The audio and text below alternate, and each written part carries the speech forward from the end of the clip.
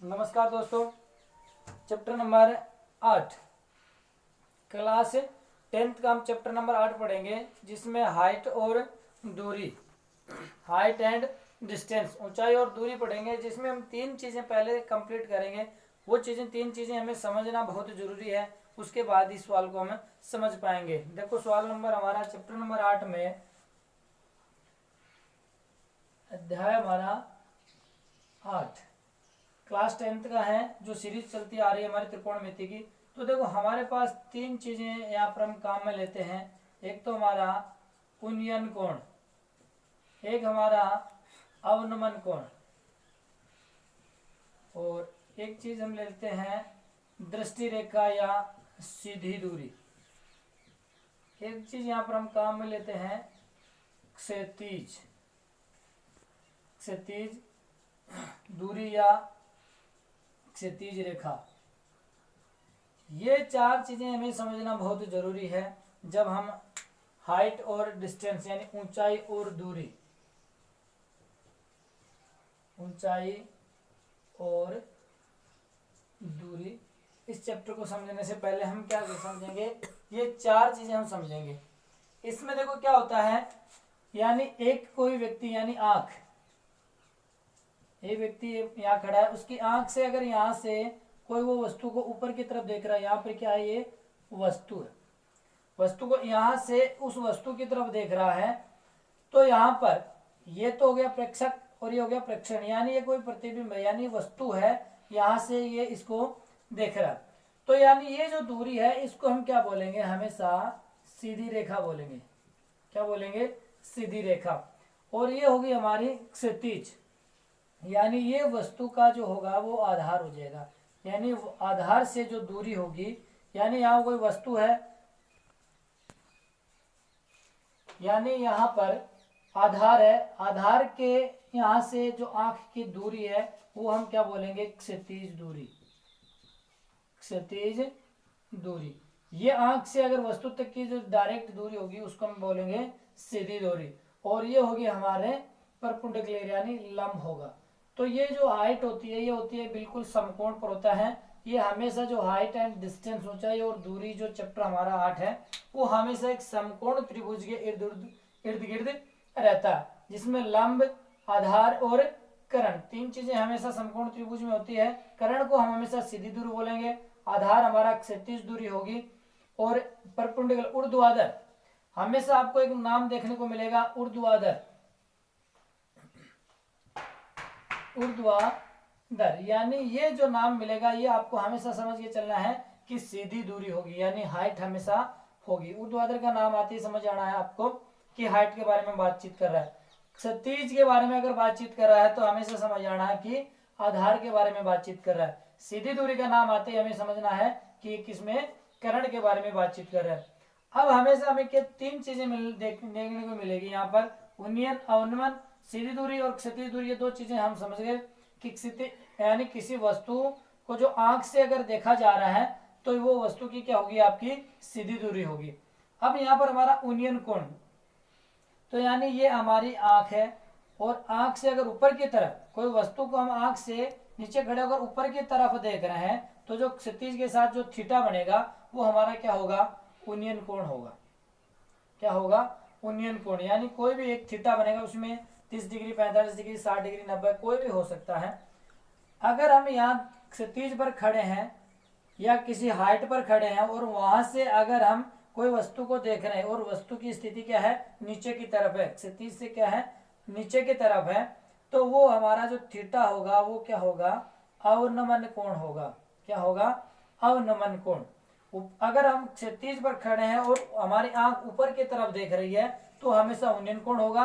अगर हम क्षैतिज पर खड़े हैं और वस्तु नीचे की तरफ है और हमारी आंख की जो दृष्टि रेखा वो नीचे की तरफ जा रही है तो वो हमारा क्या होगा, अवनमन कोण होगा। तो उन्नयन और अवनमन कोण दो चीजें हो गई। अब देखो हमेशा अगर कोई भी ये कंडीशन होती है,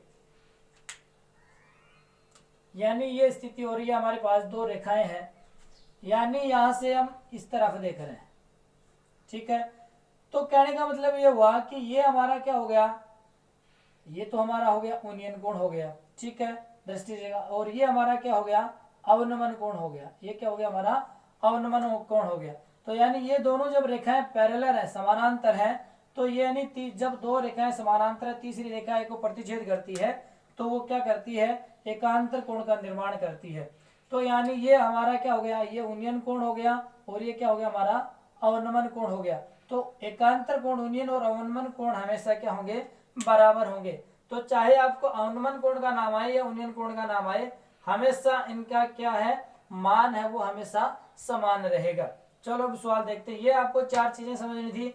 उन्नयन और अवनमन कोण चाहे नाम कुछ भी आए, मान उसकी वैल्यू आपकी कभी चेंज नहीं होगी। उन्नयन और अवनमन कोण एकांतर कोण होते हैं और बराबर होते हैं। मैंने आपको बताया कि उन्नयन कोण हमेशा ऊपर के, अगर दृष्टि रेखा ऊपर की तरफ है तब बनेगा, और अवनमन कोण अगर दृष्टि रेखा हमारे नीचे की तरफ है तब अवनमन कोण बनेगा। ठीक है।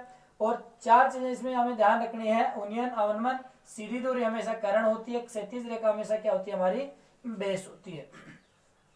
हाइट हमेशा आपकी ये ऊंचाई जो लंब, ये चीजें आएगी।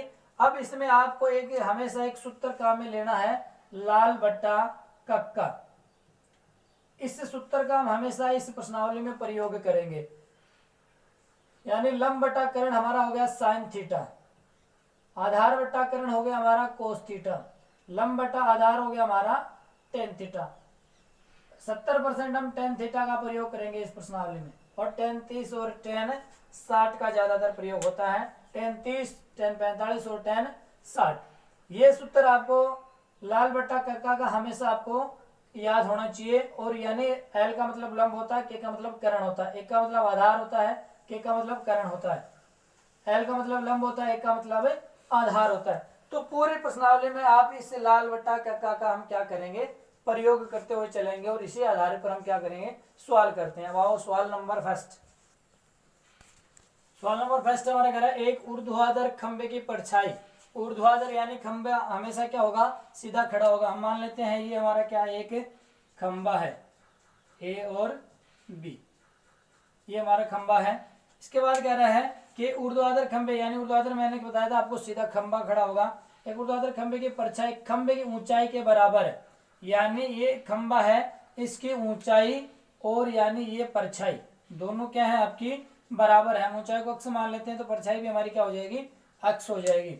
ऊंचाई के बराबर, तो सूर्य का क्या ज्ञात करना है हमें, उन्नयन कोण यानी ये थीटा हमें ज्ञात करना है। ठीक है। अब हमेशा इसको हम ए बी और सी, हमें क्या दे रखा है कि एक ऊर्ध्वाधर खंबे की परछाई और खंबे की ऊंचाई के बराबर है। यानी ये जो परछाई है वो क्या है, ऊंचाई के बराबर है। यानी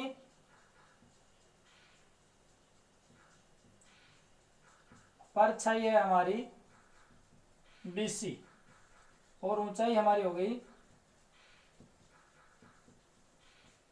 ऊंचाई हमारी हो गई AB। ठीक है। तो यानी ये हमारा क्या हो गया, थीटा। तो ये हमारा देखो, मैंने क्या कहा था आपका, ये क्या हमारा ऊंचाई यानी AB समकोण त्रिभुज में तो लंब हो गया, ये हमारा क्या हो गया, आधार हो गया। तो मैंने आपको बताया था कि एक सूत्र का हमें प्रयोग करते हुए चलेंगे, और सूत्र हमारा क्या है, लाल बट्टा कक्का। अब देखो इसमें लंब बट्टा आधार किस में आ रहा है, टेन थीटा में। तो हमारा क्या हो जाएगा, टेन थीटा। टेन थीटा बराबर क्या होता है, लंब बटा आधार। टेन थीटा बराबर क्या होता है हमारा, लंब बटा आधार। अब लंब हमारे पास क्या, ऊंचाई हमेशा, लंब क्या होगी हमारी, ऊंचाई होगी। तो ऊंचाई में क्या है, अक्ष। तो टेन थीटा बराबर अक्ष, और आधार भी कितना है, अक्ष। यानी परछाई भी हमें क्या दे रखी है, दोनों में बराबर बराबर दे रखा है। तो टेन थीटा बराबर अक्ष अक्ष कैंसिल, आंसर क्या आ गया हमारे पास, एक। अब टेन थीटा की सीरीज में हम देखेंगे कि एक किसकी वैल्यू है, तो टेन 45 की। तो टेन थीटा बराबर टेन 45 डिग्री। और टेन से टेन तो हमारा क्या हो जाएगा, कैंसिल, और थीटा की वैल्यू कितनी आ जाएगी हमारे पास, 45 डिग्री। तो मैंने आपको पहले बताया था, स्टार्टिंग में मैंने इस त्रिकोणमिति की सारणी लेके चला था, और वही सारणी में हमारी त्रिकोणमिति की तीन प्रश्नावलियां 6, 7 और 8 तीनों में ये काम आएगी। तो पहला हमारा आंसर हो गया, थीटा की वैल्यू कितनी आ गई, 45 डिग्री। जब भी आपकी लंब और आधार जब बराबर होते हैं तो हमेशा थीटा की वैल्यू कितनी आएगी, 45 डिग्री।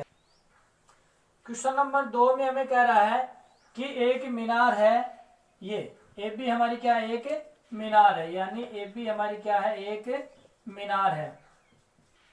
ए बी हमारी क्या है, एक मीनार है जिसकी ऊंचाई हमारे पास क्या है, h। ये कह रहा है कि मीनार के पाद बिंदु से, यानी ये हमारा क्या है, उसका पाद बिंदु आधार से उसकी दूरी क्या है, 100 मीटर है। यानी पाद बिंदु से उसकी दूरी कितनी है, 100 मीटर। और उसका क्या कर रहा है कि शिखर के साथ उसका थीटा कितना दिया हुआ है, हमें 60 डिग्री दिया हुआ है। यानी शिखर के साथ थीटा कितना दिया हुआ है, 60 डिग्री। तो देखो हमें यहाँ शिखर के साथ थीटा दिया हुआ है 60 डिग्री, ये हमारा कितना हो जाएगा, 90 डिग्री। अब हमें पता है कि एक त्रिभुज के तीनों अंत कोणों की वैल्यू कितनी होती है, 180 डिग्री। तो यहाँ पर ये कितना हो जाएगा हमारा, 30 डिग्री। तो यानी शिखर के साथ 60 डिग्री बना, यहाँ क्षैतिज के साथ कितनी डिग्री का बनेगा, 30 डिग्री का बनेगा। तो अब हमें देखो यहाँ पर ये लंब हो गया, ये हमारा क्या हो गया, आधार। तो हमारा थीटा कौन सा रहेगा, तो त्रिभुज ए बी सी में लंब हमारा क्या है, h, और आधार हमारा क्या है, आधार हमारा है 100 मीटर। ठीक है। तो अब देखो हमें क्या करना है, लंब बटा आधार रिलेशन दिखाता है tan थीटा। तो tan थीटा बराबर हमारा क्या हो गया, लंब बटा आधार। मैंने बताया था आपको लाल बटाकन का 100% यूज में लेके चलना है। tan थीटा बराबर कितना है हमारा, लंब बटा आधार। अब tan थीटा की वैल्यू हमें कितनी दी हुई है, 30 डिग्री, बराबर लंब हमें ज्ञात करवा रहा है h, आधार हमें कितना दिया हुआ है, 100 मीटर। अब tan 30 की वैल्यू कितनी होती है, 1/√3 h बटा 100, क्रॉस मल्टीप्लाई करेंगे यानी वज्र गुणा करने पर, वज्र गुणा किया तो h√3 बराबर 100। तो h बराबर क्या हो जाएगा हमारा, 100 बट्टा √3।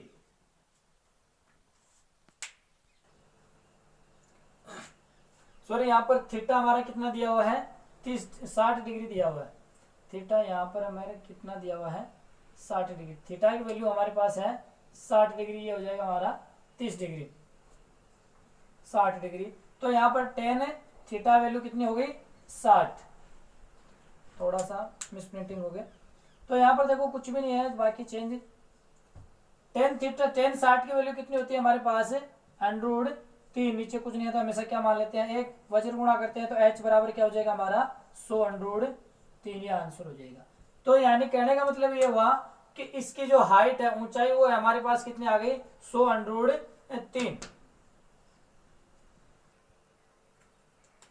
देखो हमारा क्वेश्चन नंबर 3 कह रहा है कि सीडी है 15 मीटर लंबी, एक सीडी है उसकी लंबाई कितनी है, 15 मीटर, एक दीवार के शिखर तक पहुंचती है। तो हमारा क्वेश्चन देखो क्या कह रहा है कि यानी ये हमारी क्या हो गई, एक दीवार हो गई, ए बी हमारी क्या है, एक दीवार है। अब यहाँ पर ये कह रहा है कि एक दीवार के शिखर तक पहुंचती है, यानी सीडी हमेशा क्या रहेगी, थोड़ा तिरछा तो रहेगी।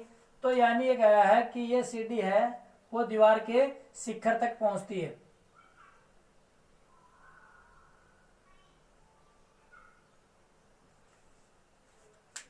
एक 15 मीटर लंबी एक सीडी है जिसकी लंबाई कितनी है, 15 मीटर, यानी ये हमारी सीडी है, इसकी लंबाई हमें दे रखी है 15 मीटर। एक दीवार के शिखर तक पहुंचती है, ये दीवार है, इसके शिखर तक पहुंचती है। यदि सीडी दीवार के साथ कितनी डिग्री का कोण बना रही है, 60 डिग्री का कोण बना रही है, यानी इस दीवार के साथ ये 60 डिग्री का कोण बनाती है। तो दीवार की हमें क्या बोल रहा है, ऊंचाई ज्ञात कीजिए, यानी ये ऊंचाई हमसे ज्ञात करवा रहा है। तो सबसे पहले हम क्या करेंगे, देखो यानी ये किसके साथ बना रहा है, थीटा, शिखर के साथ बना रहा है। तो यहाँ देखो दीवार के साथ बना रहे, तो क्षैतिज के साथ कितने डिग्री का कोण बनाएगी, तो क्षैतिज के साथ यानी ये 90 डिग्री का, तो ये कितने डिग्री का बन जाएगा, 30 डिग्री का बनेगा।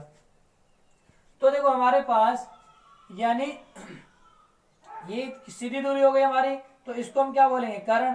तो हमारे पास AC की वैल्यू कितनी है, 15 मीटर, और हमसे ज्ञात क्या करवा रहा है, ए बी हमसे एच ज्ञात करवा रहा है। ठीक है, तो सबसे पहले हम देखेंगे कि हमारे लाल बट्टा कक्का के अंदर, लाल बट्टा कक्का के अंदर कौन सा रिलेशन दिखा रहा है, यानी लंब हो गया, कर्ण हो गया, और उसके बाद देखो हमारा क्या हो गया, लंब। तो यानी यहां पर इसका उल्टा हो जाएगा, या तो ये ले लो आप आधार, लंब बट्टा आधार साइन कोस टेन। उसके बाद ये कह रहा है कि हमारे पास थीटा की वैल्यू कितनी डिग्री है, 30 डिग्री दे रखी है, कर्ण हमें दिया हुआ है, लंब हमसे ज्ञात करवा रहा है, तो साइन थीटा लंब बट्टा कर्ण, साइन थीटा दे रहा है। तो यानी हमारी वैल्यू क्या हो जाएगी, थीटा की साइन थीटा बराबर लंब बट्टा कर्ण। तो साइन थीटा की वैल्यू कितनी है, 30 डिग्री, तो साइन 30 डिग्री।